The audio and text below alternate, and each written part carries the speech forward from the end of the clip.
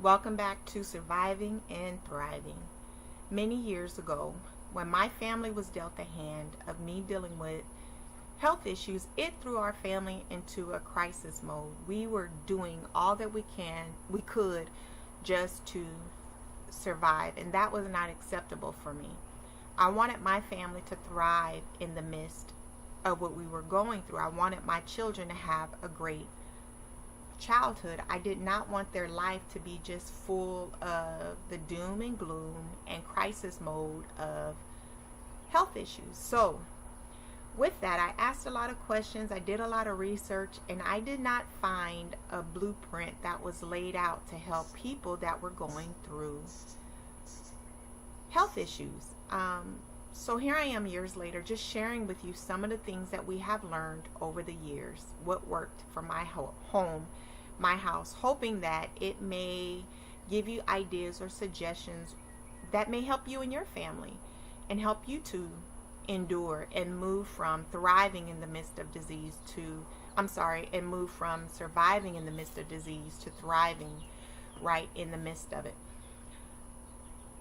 A couple of things that I would like to discuss and share with you today. The first thing is that from the moment that we found out that there were things that my body was dealing with, my husband and I have never discussed it. We do talk about what we think we need to do. We do come together and discuss strategy, but he never says, my wife has this, or sweetie, you have that. And I never go around saying my disease, my health issue, my this. And we found that to be very important in our family because, number one, when you talk about it all the time, it fills the atmosphere with the darkness that accompanies whatever your health issue is. The second thing that we also found is that we are aware, very much aware, that our identity has nothing to do with what we are going through. I am not a disease, so I don't go around saying my disease. I may be facing a health crisis, but that health crisis is not who I am. And if you go around saying this is my this and this is my that, you tend to take on the mentality of that thing. And when you take the identity of whatever your health crisis is, what happens is you start becoming what it says that you're going to become. You start succumbing to what comes with that. And I am not succumbing to anything. I see myself healthy. I see myself well. I may be facing a health challenge, but it is not who I am. The second thing that I wanted to share with you is that I'm sure you experience this because it seems to be prevalent out there in the world today.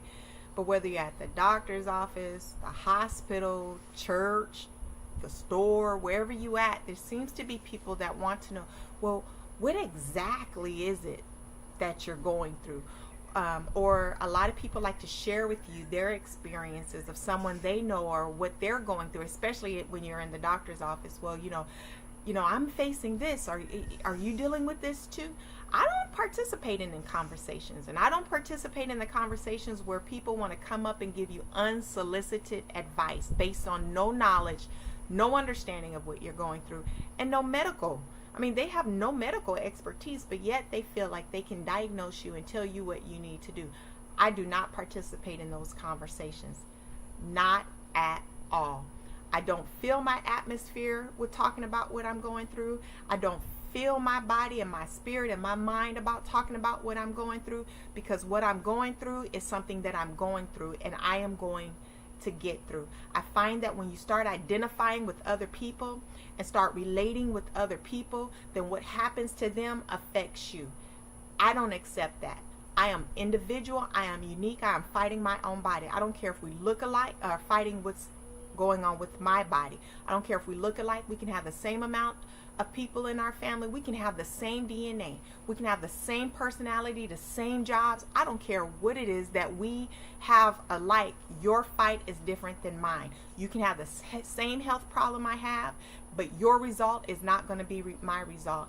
And I would implore you to have the same type of mentality, and I'm going to tell you why. Because if you're identifying with someone else and they don't make it, it sows a seed into you that you might not make it. Whether you make it or not, it has nothing to do with me. I am going to make it. And I can't say I don't care, but speaking, I don't care if you don't make it, because you're not making it is not going to affect my household, my family, my making it. I'm going to make it regardless of you. If you're looking at somebody and you think that they're so much stronger than you and they got it all together and they don't make it, then you start looking and saying, well, how can I make it, because I don't have as much as what they had?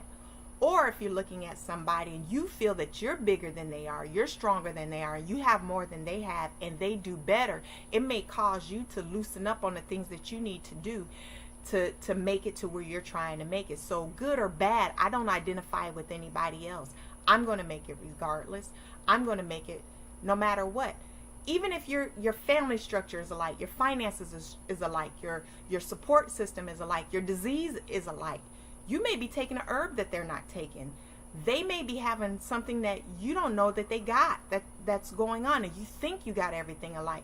It is detrimental to your success and the success of your family if you're looking at somebody else and identifying with them or comparing with them. Never compare yourself to anybody. And this isn't just for disease, this is just for life. Never compare yourself to anybody, because there's always variables that you do not know about. But when you identify with yourself with someone, or you compare yourself with someone, it leaves room for a negative seed to get implanted in you that can cause your demise, and you never want that. You never want that. So thank you very much for your time. I appreciate you, and subscribe so that you can get each video as it come out each week. Leave a comment down below and share what you've learned in your experiences. Have a great day, and we'll talk to you next time. Thank you.